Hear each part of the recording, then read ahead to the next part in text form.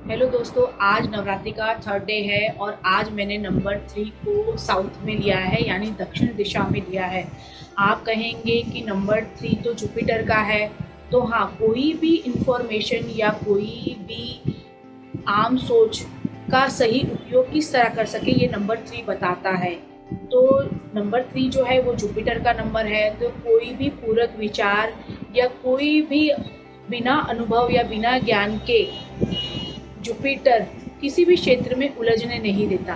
तो उसी तरह से मैंने साउथ में इसको इसलिए लिया है कि साउथ दिशा जो है वो महत्वाकांक्षा की दिशा है। तो महत्वाकांक्षा की दिशा यानी हम जब भी सपने देखते हैं, सपना देखना अच्छी बात है, सपनों के बिना तो हम कोई काम पूरा करते नहीं हैं, लेकिन अनंत प्रकार के सपने देखकर लेकिन कोई विशेष काम या कोई लक्ष्य पे आप पहुंच नहीं सकते। किसी भी काम को पूर्ण करने के लिए एक विशेष तैयारी आवश्यक है, उसके पीछे एक व्यवहारिक तंत्र आवश्यक है।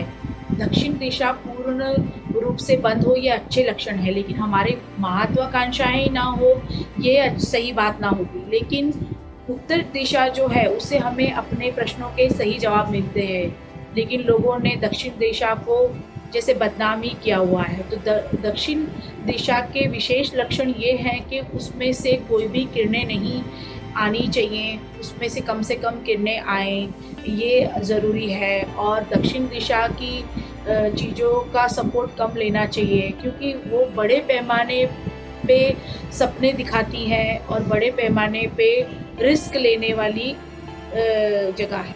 दक्षिण दिशा क्रिएटिव की दिशा है, तो हमारा जो जुपिटर है वो न्याय प्रिय, विजडम प्रिय, ये वहाँ पर होना अति आवश्यक है।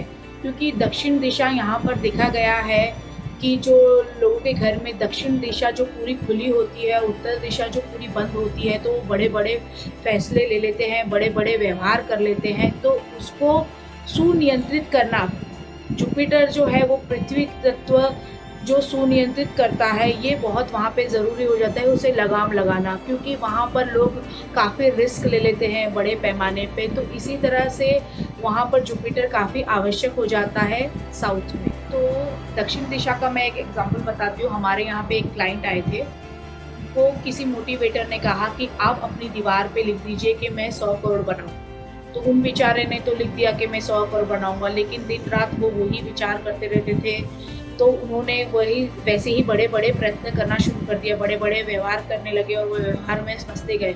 तो एक टाइम ऐसा आ गया कि वो दीवार के साथ ही उन्हें पूरे घर को बेचने की नौबत आ गई। तो इस तरह से उन्होंने बड़े रिस्क लिए। तो दक्षिण दिशा जो है वो रिस्क वाली है। तो महत्वाकांक्षा रखना या सपने देखना ये गलत नहीं है। मैं कर सकता हूँ, मैं कर सकती हूँ, मैं करूँगी, ये कहना भी गलत नहीं है। जो दक्षिण दिशा जो है वो पूर्ण रूप से बंद होनी चाहिए।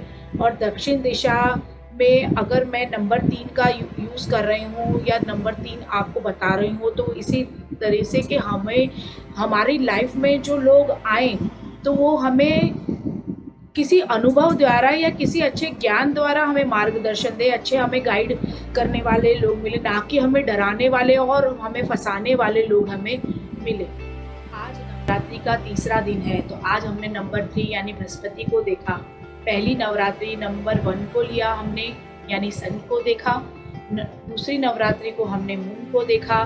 तीसरी नवरात्रि को हम बृहस्पति को देखा। तो इन तीनों का सीक्वेंस में लेना ये हमारी ज़िंदगी में बहुत ज़्यादा उपयोगी है, बहुत ज़्यादा ज़रूरी है।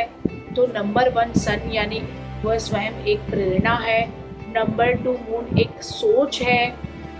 नंबर 3 जो है वो अकल, विजडम है।